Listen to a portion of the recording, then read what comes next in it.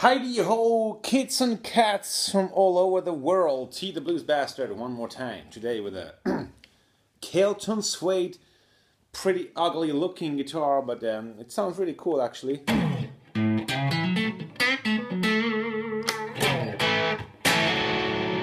I'm plugged in again, like always, with this wire going to the orange amp, straight into the amp cabinet. That's it.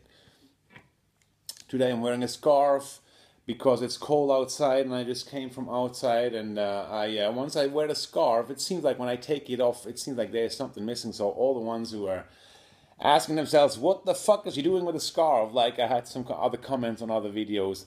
Just take it easy, you know. It looks fancy. So let's go to something really cool I want to show you today. Today it's going to be a lesson, a little bit slightly more theory than a practical thing.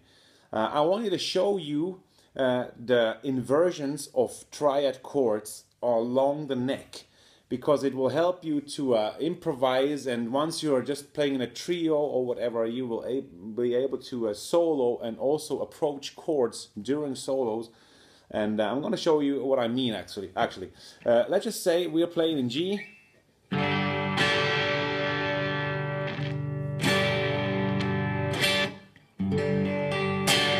And we just, the G major chord.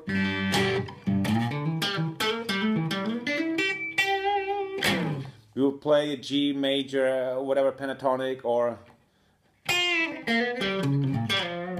something in G. And now I want to show you the chords, the triads, and the triads are all based on the string D, G, and B.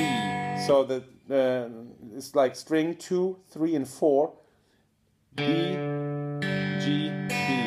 On these strings, we will play all the triads possible. Now, in this case, a G major chord.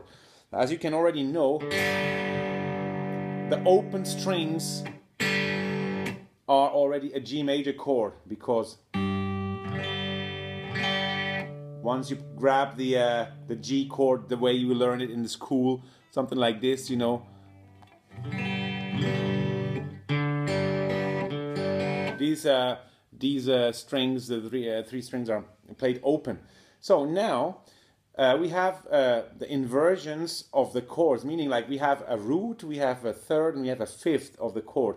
And the first position of the triad is in the third, based on a third fret. We put our first finger on the third fret on the B string, is the D, the note D.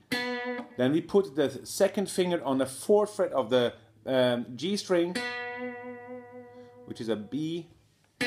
And then we put the third finger on the fifth fret of the D string. And then we play these three strings together. Then we have the first triad of our G chord. And then the first inversion would be, we move up from the root to the third, which is now on the 9th fret of the D string. We have the fifth here, which is now on the 7th fret of the G string. You put a first finger, and the root, finally the G here on the 8th fret of the B string. So the shape looks like this. So we have the two first chords.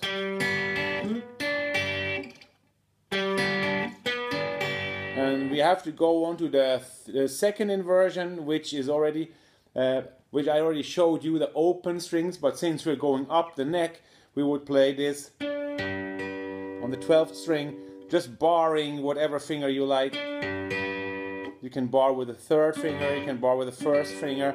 It's like 12 on the D, 12 on the G, 12 on the B. When you bar with the first finger, you'll be able to grab other notes with the other fingers.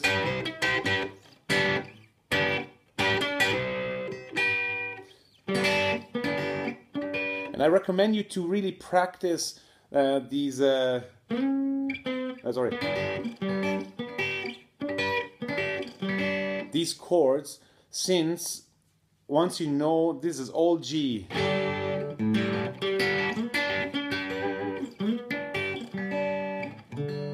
you can be using them while soloing. Let's simply think we would play in G, and but all the way you are up there, already you're up on the chord.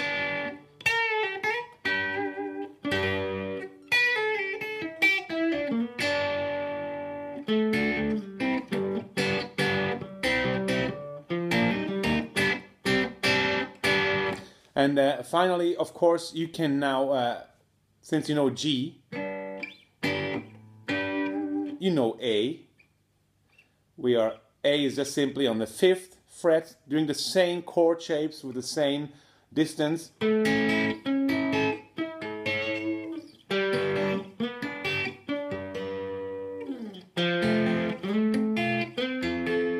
Whatever you want to play, you just have to know the distance from the first root position, sliding up 4 frets. So as we go to the major third, 1, 2, 3, 4, and then 1, 2, 3.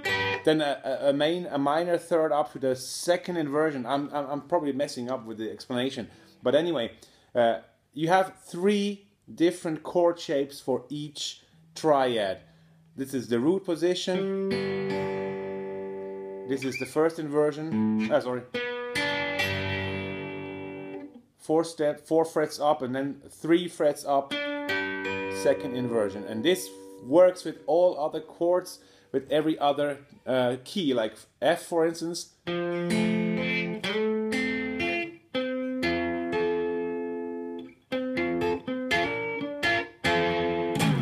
So once you have this, you will be also able to not move around too much on the neck, but then using different chords. Let's just say you want to play G, D, and C. G,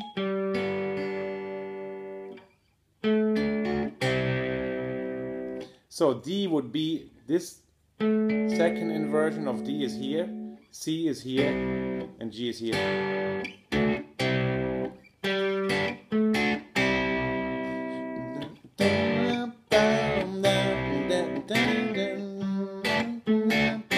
Whatever, you will be, instead of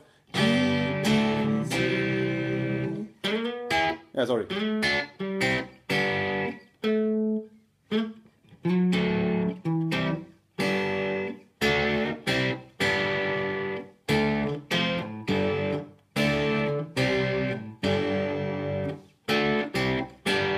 You see, well, I'm not so sure if this helps anyone out there, but I think it's a really cool thing to know more than just the G chord here, and maybe, I don't know, a G chord here.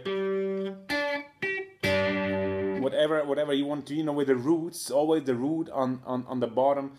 It's really cool to have to not have the root in the bass, like here, this G.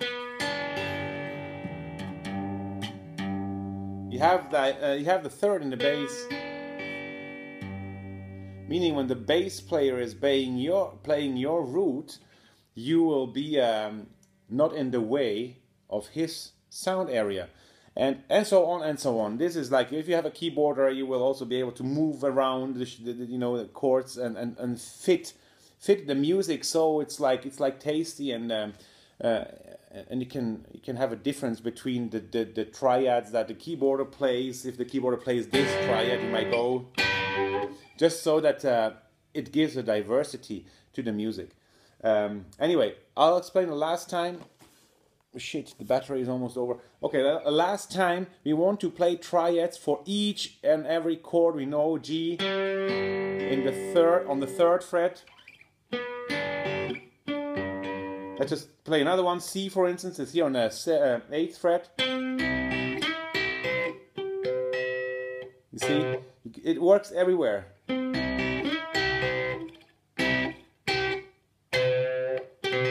The higher up you go, the trickier it is, because the frets are getting tight, and my fingers are actually like sausages.